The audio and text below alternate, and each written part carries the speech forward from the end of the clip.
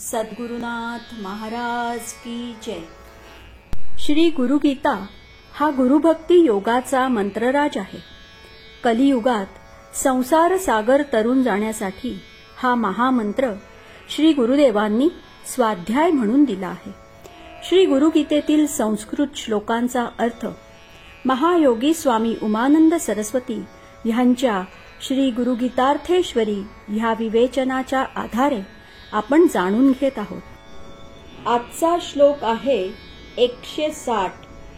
गुरुक्षेत्र महती।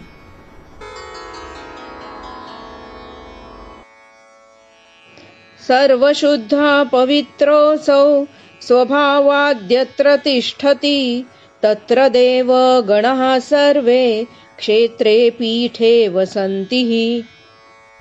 सर्व शुद्ध व पवित्र असा गुरु सहजगत्या जेथे वास्तव्य करतो त्या क्षेत्री त्या पीठात सर्व देवतांचा समुदाय निवास करतो। गुरुदेवांचा देव महादेव होय। एका गुरुत सर्व देवता सामावल्या जातात। अर्थातच गुरुचे निवासस्थान म्हणजे सर्व देवदेवतांचेही निवासस्थान होते। गुरुभक्ताला निरनिराळ्या देवळात जाऊन दर्शन घ्यायला नको। गुरुदर्शनाने सर्वच देवांचे दर्शन झाल्याप्रमाणे होते।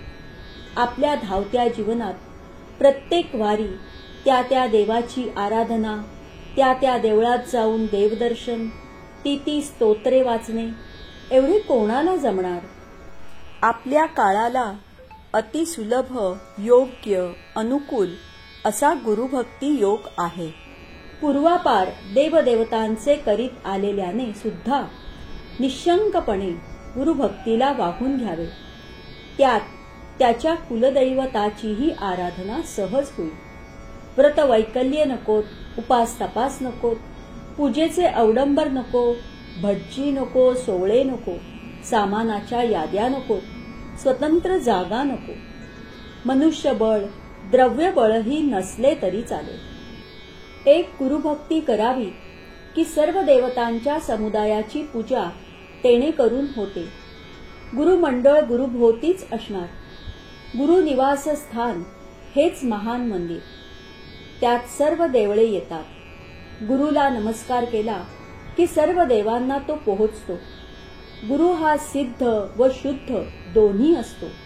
बाकीचे सिद्ध असतात पण शुद्ध नसतात। गुरु म्हणजे विदेही मुक्ती ह्याची देही प्राप्त झालेला, अवधूत देह मन बुद्धी सर्वच दिव्य झालेला, निरुपाधिक असल्याने दुसऱ्याची कुंडलिनी जागृत करणारा, अपवित्राला पवित्र करतो तो पवित्र, तोच शुद्ध।